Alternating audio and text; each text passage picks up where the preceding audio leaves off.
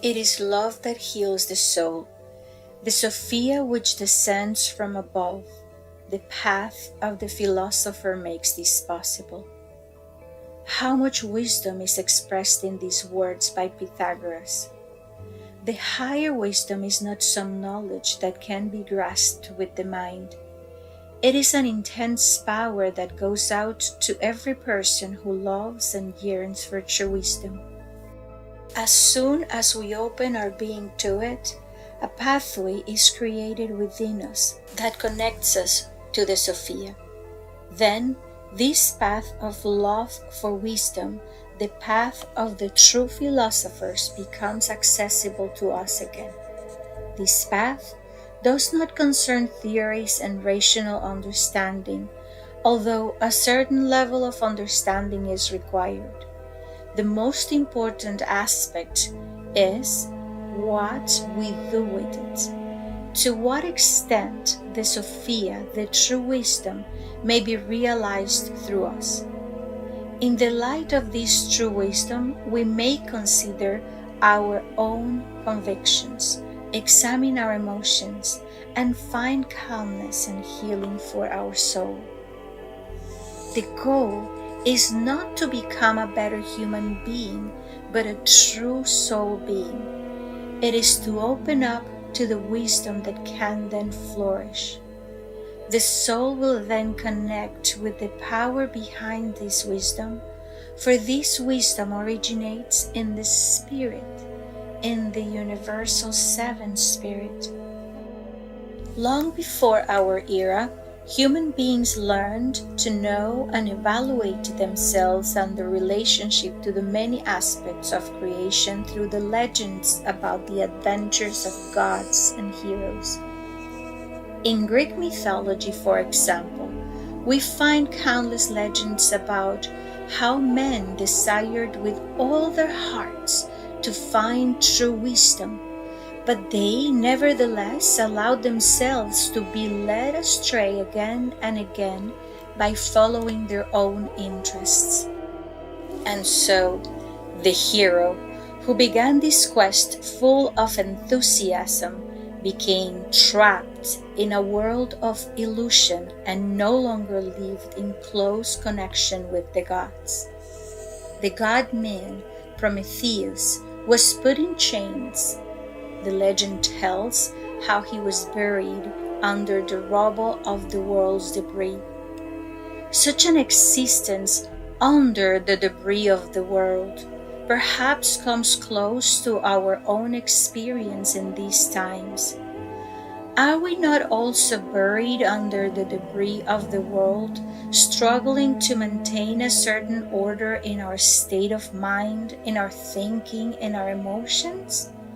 In this darkness, our soul longs for the light, but cannot find it at first. We create a certain mortality and try to live according to it. We develop philosophies that are supposed to give us something to hold on to, so we can live according to our self-created morality. It is a philosophy that supports and justifies our own beliefs, the philosophy of self-will. Thus, we struggle for stability in an ever-changing world.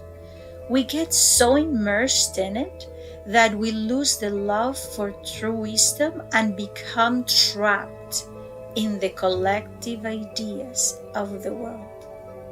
We bury ourselves under our own convictions and our own personal vision of things. Yes, Prometheus is indeed buried under the debris of the world. And yet, even though we are so deeply immersed in our journey through this world, there still exists a connection with wisdom itself. This connection resides in our heart, and whoever experiences his deprivation under the debris of the world always carries the liberating key in the core of his being. As soon as we open our being to it, a pathway is created within us that connects us to the Sophia. The soul will then connect with the power behind this wisdom, for this wisdom has its origin in the spirit. The most profound secrets of the world and of the human being are hidden in silence and remain there long enough for the human being to undertake his search to discover these mysteries. Indeed, the human being can free himself from the compelling influence exerted upon him by the endless wave of mental words. The being who has reached the stillness of the heart assimilates a very particular teaching of an unusual nature, which opens him to a new understanding of what the world is like and what the human being is. In the Egyptian teachings, Hermes is a seeker. He seeks that truth, that unique wisdom, but before he can receive it, he must have regained the silence of the soul. That is, he must have prepared himself to understand, to hear and to receive inwardly. That is why Pymander, the voice of silence, begins his teachings with these words. And now keep silence, O Hermes Trismegistus, and remember well that I pass on to you. When the human being comes to open his heart in silence, he rediscovers within himself the long-hidden secret of true life. These words reveal to us a fragment of the secret of true life. It is about the rediscovery of the soul capable of hearing the voice of silence in dimension.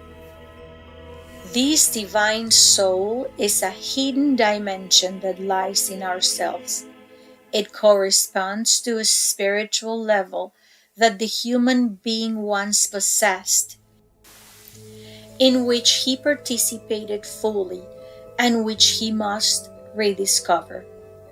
This is the true meaning of his life, and it is also his mission. This original pure soul is always present in the human being as a higher spiritual principle.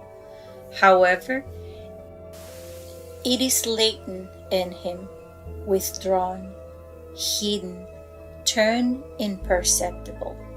Since the human being lives bound to his physical senses, he is exclusively oriented by them towards the outer world.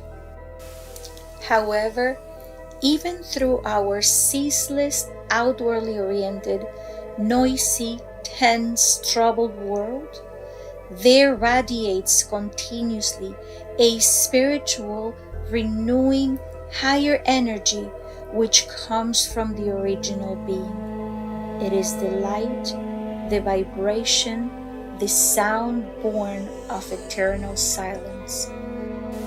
That sound is the primordial sound that generates light and life. It sends its vibrations, its call to the world in search of a resonance within the sleeping human soul. This spiritual force of the cosmos seeks contact with the spiritual core of the human being. Only when silence penetrates the human heart can it reach the divine core. Can a response be brought from the divine core, which corresponds to the heart? We are disciples of the light by means of the power of the light, which is always in our midst. When we consciously receive and transmit this light to all humanity, the tragic fate of the world can be turned around, opening the liberating path for all. The living water will flow from the eternal nature and heal everyone who is open open to it. The fire will purify humanity, releasing it from all illusion. The bread and the wine of the Spirit will be given to all who have purified their souls, enabling them to walk the liberating path that leads to unity with the One.